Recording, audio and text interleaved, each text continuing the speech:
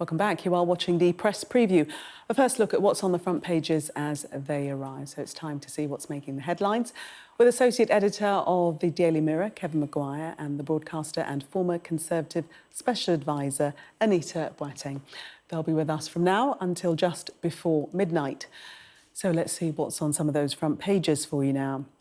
Well, the Telegraph has an image of a Ukrainian woman standing in her garden next to a grave Russian soldiers said was for her. The Financial Times leads on the latest Russian sanctions as Western allies target yet more banks.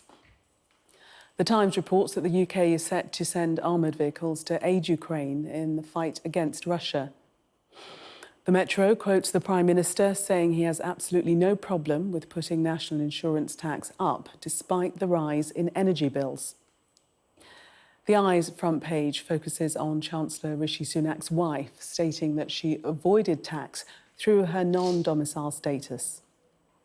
The Daily Mirror also focuses on the Chancellor's wife. The Guardian reports that the Prime Minister's push for an increase in the use of nuclear power has divided members of his party and angered environmental groups. The Daily Mail also leads on the Prime Minister, this time referring to him saying that biological males shouldn't compete in women's sports. And The Sun reports more than £250,000 worth of fuel has been stolen from a Royal Navy warship. And a reminder that by scanning the QR code you'll see on screen during the programme, you can check out the front pages of tomorrow's papers while you watch us. And tonight we're joined by Associate Editor of the Daily Mirror, Kevin Maguire, and broadcaster and former Conservative Special Advisor, Anita Boateng. Welcome to you both. Let's start with the Telegraph, this just beggars belief. A quote here I'll read from the article. "What is this pit?" I asked. They said, "This is a graveyard for you." Kevin. Yeah, the woman 69 in a town outside of Kyiv, which is now being liberated. There's been some fantastic reporting by British journalists and indeed journalists around the world on this war. And Danielle Sheridan from the Telegraph is going to these areas. And as the Russians retreat and withdraw, areas are giving up their grisly secrets. And this woman survived, but of course we know from Butcher and others, other people didn't. And the rapes, sexual violence used against the population, war crimes, people being bound, executed, civilians. It's absolutely horrific. But this woman, you just wonder how she's going to deal with it, because yes, she's survived, but surely the scars are going to be there from what she witnessed and experienced for the rest of her life. Yeah, and that is the thing, Anita, isn't it? That this is the type of trauma you perhaps never get over.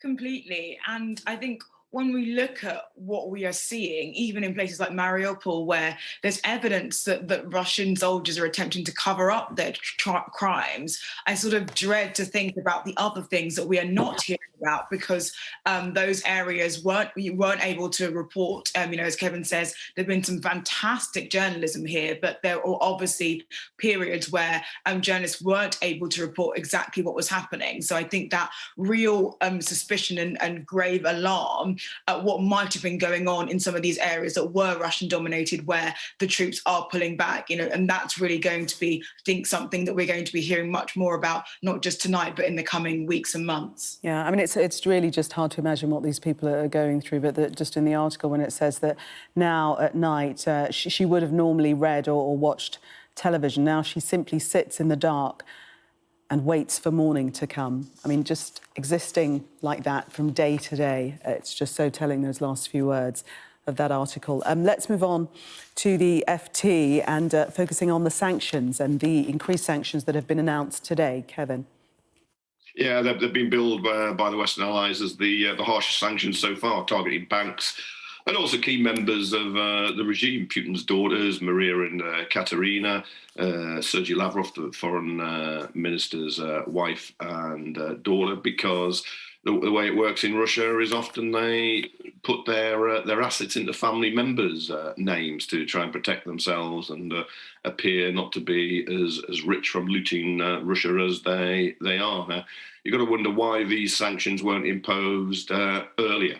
why they weren't tightened sooner, but they will have an impact with an estimated 15% of the Russian economy about to crash. Inflation thought to go up to a similar figure. But it's how long will Putin try and sit it out? Because in some ways he's cornered, he's invaded. If he pulled out now, you would be accepting a massive defeat. And when you look at the maps of where the Russian action is now, you can see in the south on the Black Sea coast and in the east, the Donbass region, seems to be where he's going for his territorial grab. And of course, the poor souls of Mariupol are in the middle of that, so he can form a land corridor from Russia to Crimea. And Anita, that has to be the question. Are these further sanctions going to stop the war, or could they potentially push Putin into a corner and we see more outrageous acts, more than we've already seen? Well, I think that the US and the West, and actually I think the UK have been very clear that the sanctions are sort of essential, but are not necessarily sufficient to force Putin to think again. But the idea, and one that I fully support, is that there has to be consequences for this kind of action. So we're talking about, the fifth round of sanctions. Kevin just talked about some of the individuals that were sanctioned, but also Sberbank, bans on steel and some of the sort of core products that Russia often exports, which also generate significant revenue. This is really about sort of tightening the noose in terms of putting pressure on Putin and making sure there are consequences. But I don't necessarily think that now is the moment at which he's suddenly going to feel backed into a corner and therefore is going to think again about his strategy. But ultimately, part of what this strategy is about kind of the people surrounding Vladimir Putin that are enabling this activity, and perhaps helping them to see that the ultimate consequences for the Russian economy and the Russian people, and that Putin is such a liability that there is a moment now to pull back, and perhaps that this is the moment at which they have to get rid of Vladimir Putin. So, this is an all or nothing strategy, I guess, but fundamentally, it's not clear that Putin does take a one-for-one response to the British and the West putting pressure on him in this way. And Kevin, this feeds into our move away from reliance on energy from Russia and the world to move away, and the Prime Minister pushing for nuclear power, but he's getting some backlash for that. Yeah, no, absolutely. We in the UK get very little power from Russia, unlike Germany, which gets about 40% of its gas. But nevertheless, excuse me, it does impact on us. But the energy security paper the Prime Minister promised within days, a month ago, is finally going to be published tomorrow, and the Guardian's picking up on a push for nuclear power, and then saying that the Tories and Green groups are all split because he seems to be rowing back on onshore wind turbines. A lot of NIMBYism opposition to them, but yeah, they're very swift and cheap electricity. We're also going to further develop the North Sea. Fracking, I couldn't see mentioned there in that Guardian report, but of course he made commitments at COP26 in Glasgow for net zero, and you wonder how that will square with developing more North Sea fields and developing fracking. But I just wonder how much real detail there is going to be in this paper if it doesn't set targets for onshore wind. Welcome back. You're watching the press preview. Still with me, Associate Editor of the Daily Mirror, Kevin Maguire, and broadcaster and former Conservative Special Advisor, Anita Boateng. Welcome back to you both. Let's have a look at the Metro. Anita, the Prime Minister doesn't seem to have any problem at all with tax rises, but lots of other people do. Yes, and so the Metro's reporting on the Boris Johnson's visit to a hospital today, in which he underscored and underlined the point that the increase in national insurance that many of us will be seeing for the first time in our pay packets this month is a levy that's going to generate £36 billion for the NHS, help tackle the backlog, and then eventually get moved to be used for social care.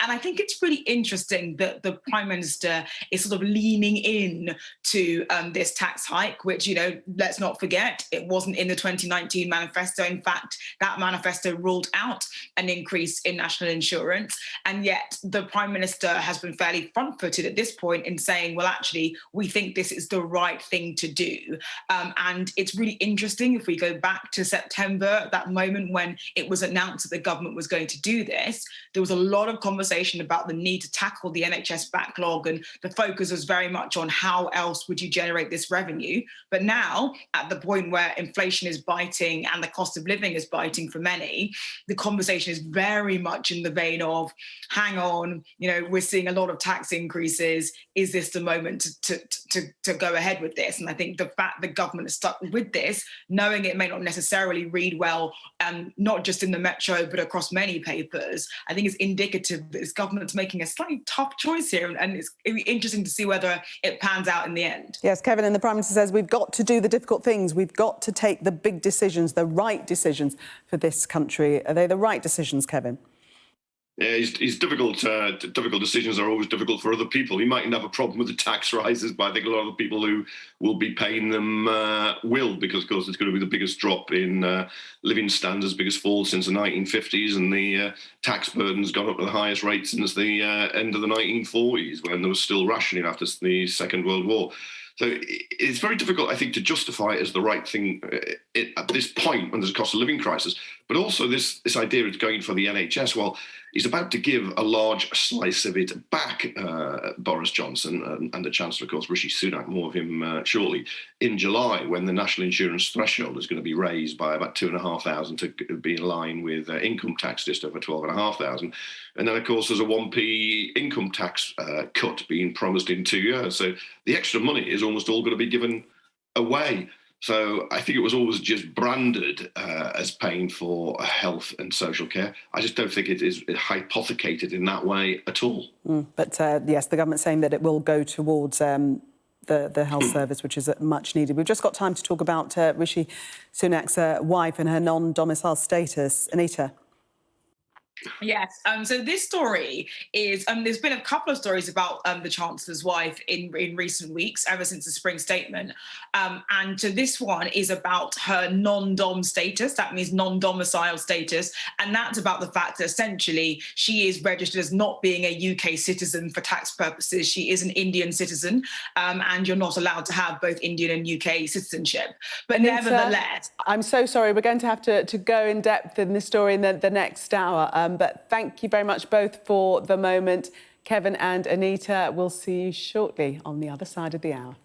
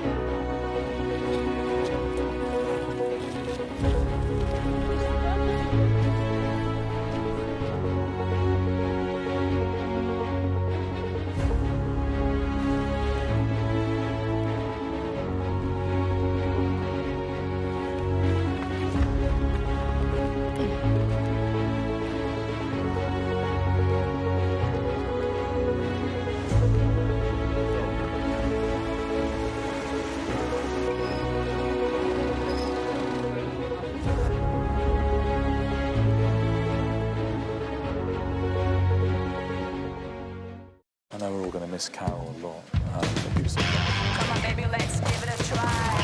Down that hill, don't be shy. Come on, baby, let's go, go, go. Yeah, let me see you go, go. Turn the brakes down, let the brakes blow. Go, baby, go, go, go.